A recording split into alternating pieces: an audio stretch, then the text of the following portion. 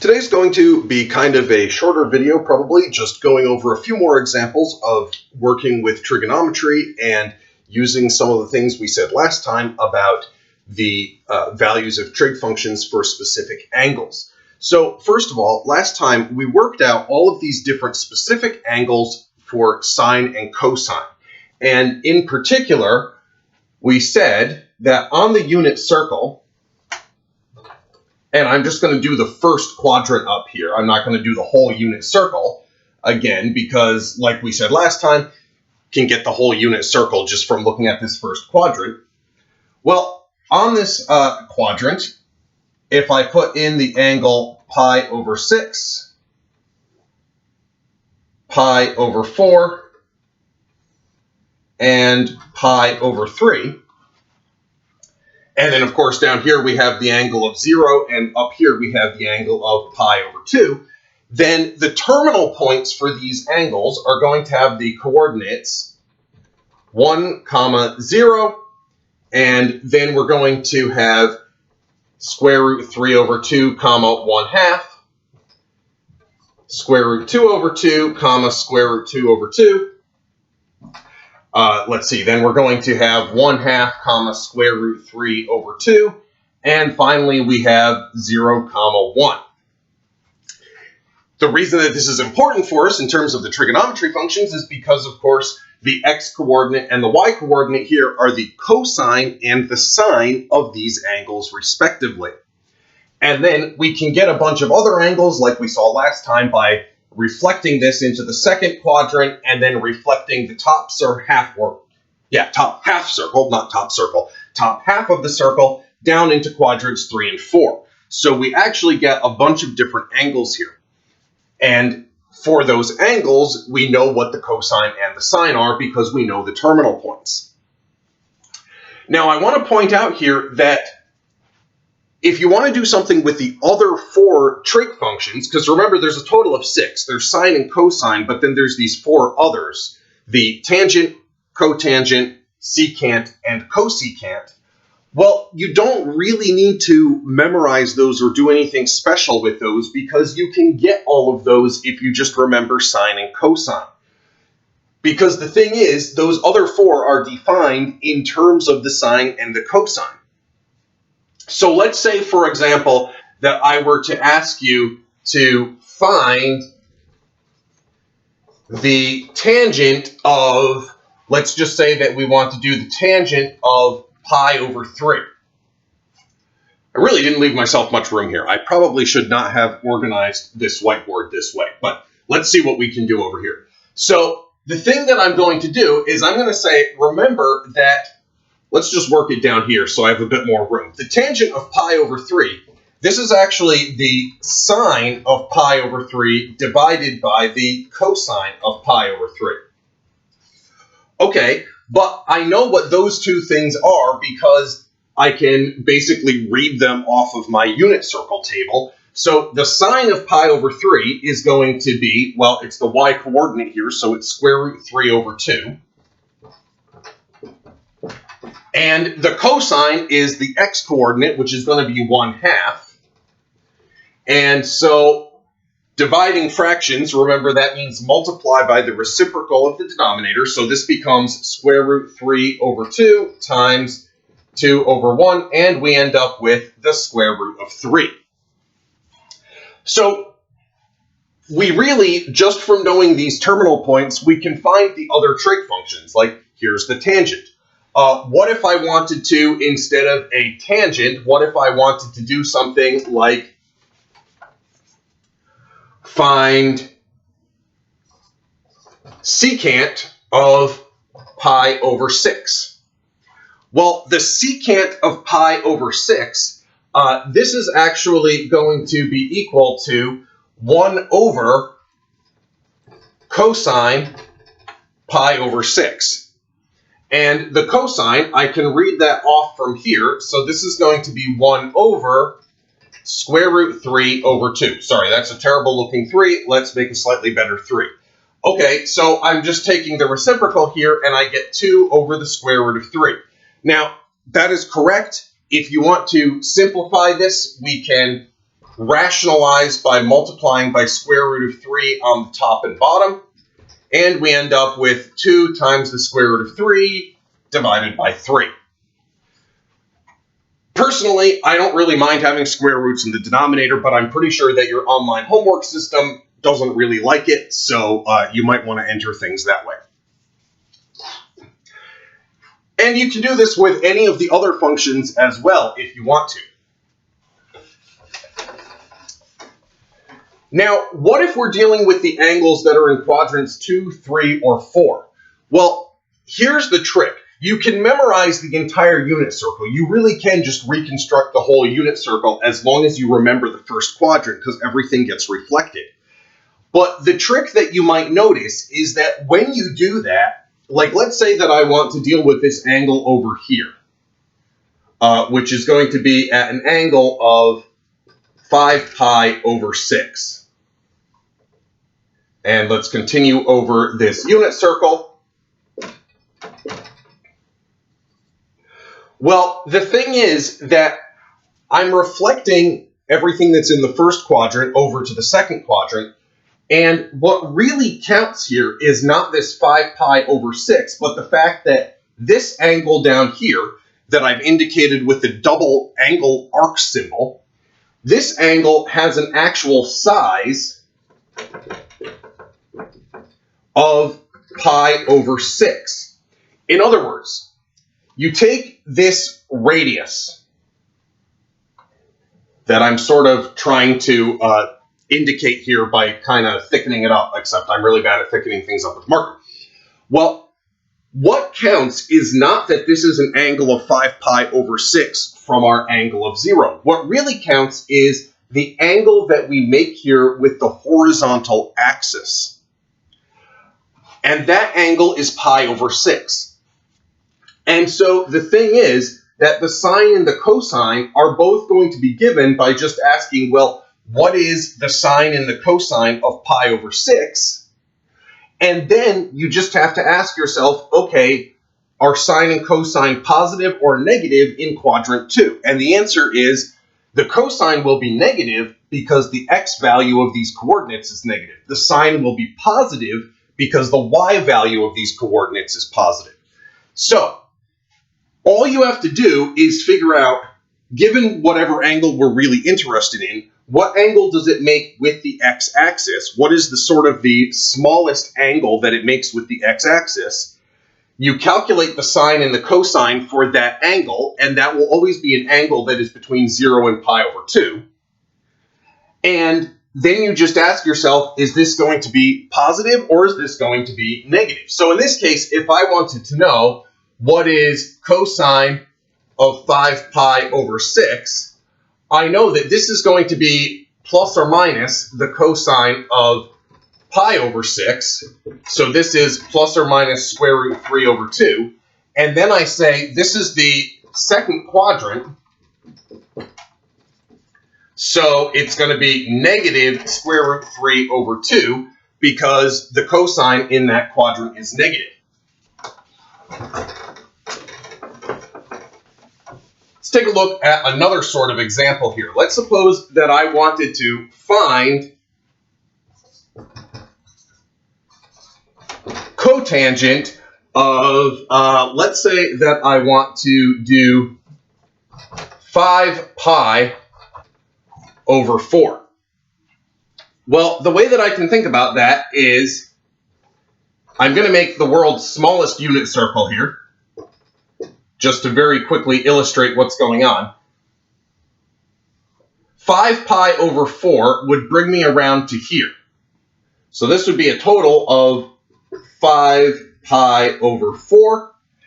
And if I look at what is the angle that I get with the x-axis, well, that would be coming from this wedge right here, and that is going to be a size of pi over 4. We can think of this as an associated angle here with the 5 pi over 4. In other words, when you go around by 5 pi over 4, we can associate the angle of pi over 4 that we get between this radius and the x-axis. And then we can say, okay, so this is going to be equal to plus or minus cosine pi over 4 divided by sine pi over 4. Why? Because cotangent is cosine divided by sine. Well, we know that this is then going to be plus or minus square root 2 over 2 divided by square root 2 over 2, so it's going to be plus or minus 1. Now, are we doing plus 1 or are we doing minus 1? Well, this is down in quadrant 3, and in quadrant 3, the x and the y values are both negative. So that means the cosine and the sine are both negative. But if they're both negative, then together they would cancel out to give me positive. So I actually want to take the positive for the cotangent. And so my answer is going to be positive 1. I guess I shouldn't really write equals because we're not saying that plus or minus 1 is equal to 1. It's just that the answer is 1 because we want to take a positive option.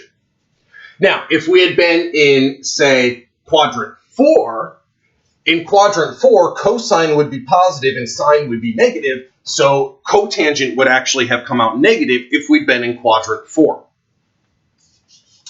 Now, let me write down another type of these problems, and I will ask you guys to pause this video, think about it for a minute, and then we'll go through and we'll do it together. So let's suppose that I ask you to find the cosecant of, let's say, 11 pi over 6. So see if you can follow what we just did and figure out what you would get for this. Okay, so the way that I would do this is kind of what we just did. I'm going to make a quick unit circle sketch. Now, I will say, make these sketches as long as it helps you. But once you've done a bunch of these problems, you may find yourself getting to the point where you don't really even need to make the sketch. You can figure out what is the associated angle, what is the angle this makes with the x-axis without even really having to draw a picture. And that's fine. So I want to encourage you guys to draw these pictures as long as you find them helpful, but don't feel like you always have to. Now, 11 pi over 6 would go all the way around to here. And the angle that I get in here, this would be pi over 6.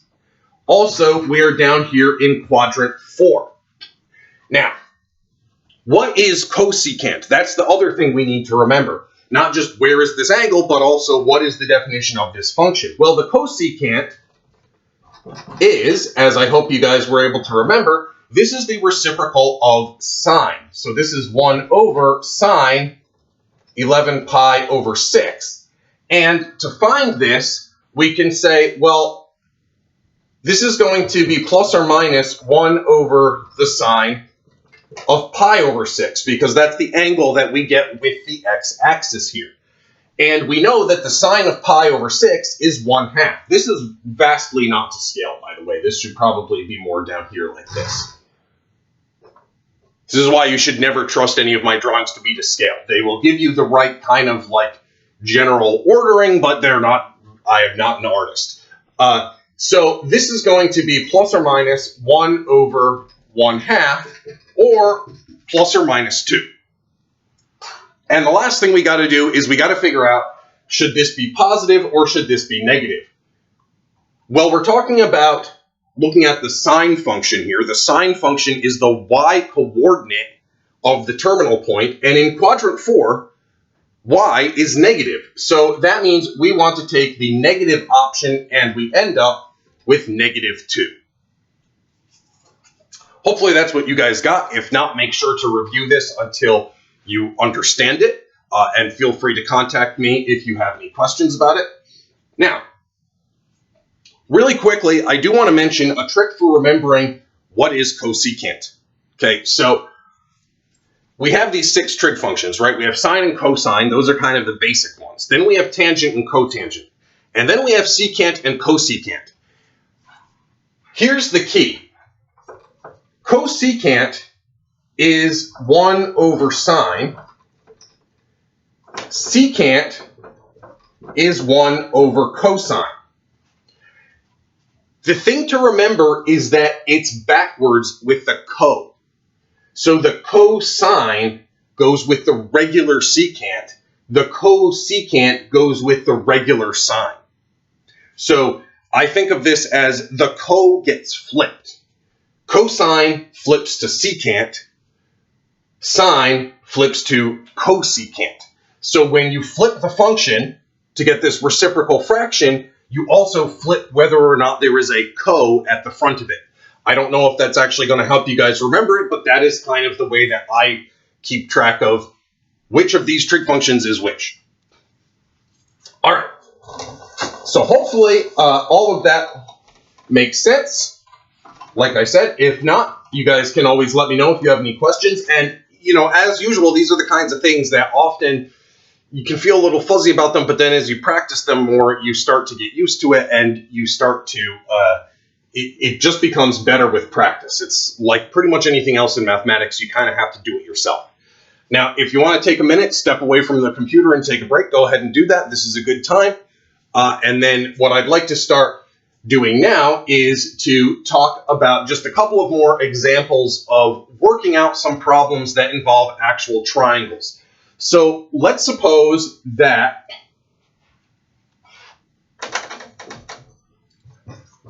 when the sun is 30 degrees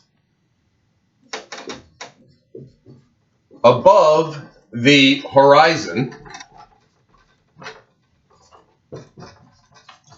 a tree casts a 50-foot shadow. And what we would like to know is how tall is the tree?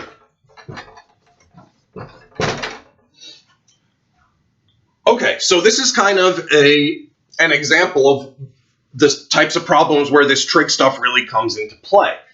Not that people are usually necessarily calculating how tall is a tree, but you're calculating similar types of things when you do a lot of surveying problems, all types of problems that you would need to do this. Actually, you may want to know how tall is the tree because maybe you're planning to chop the tree down and you want to make sure that you know how far away you need to be for safety or something. Although, don't ask me the best procedures for safety on chopping down trees. I am a mathematician and not a tree cutter, so don't take my advice on chopping down trees. The way that I would set this up is I'm going to think of a tree, and because I can only draw pine trees, and barely at that, we're going to think of a pine tree. And then if the sun is 30 degrees up in the sky, then light rays from the sun are going to come in here, and here's where the shadow is going to be, and this is going to be an angle of 30 degrees. And we know that the bottom here is 50 feet, because we know that this shadow length is 50 feet. So the sun is up here, and the shadow is down here. And our question is, what is this height? Well, what we can remember here is that sine is opposite over adjacent, and this height is the opposite side, and this 50 feet is the adjacent side to this angle. So, or sine is opposite over adjacent. Did I just say sine? I meant to say tangent. I'm sorry. This is tangent. Tangent is opposite over adjacent, and this is the opposite side. This is the adjacent side. Yeah, I don't know why I said sine. My bad on that one. So tangent is opposite over adjacent. We know, on the other hand, that the tangent of 30 degrees, you can either memorize the sine and cosine for degrees as well, or you can remember this is the same thing as the tangent of pi over 6.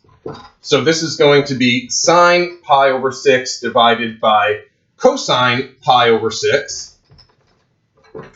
That is 1/2 divided by square root 3 over 2. And so that is going to be 1/2 times 2 over the square root of 3. 2's cancel, and we get 1 over the square root of 3, which is equal to square root of 3 divided by 3 if we want to make sure that our radicals are in the numerator. But what we also know then is that the opposite over adjacent is h over 50. So this tells me that the height is going to be 50 times the tangent.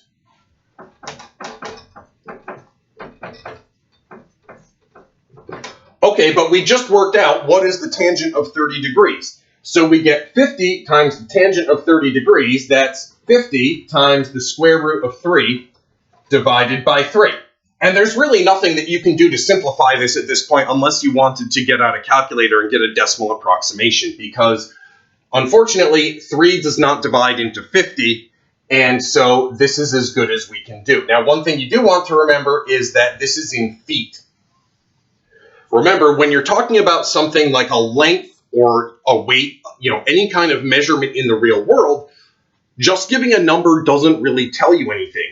If I just tell you, oh, it's 50 times the square root of 3 over 3, then you have to ask 50 times the square root of 3 over 3 what? Is it feet? Is it miles? Is it meters? Who knows what we might be talking about if I just give you a number. That's why it is important to have the units on there.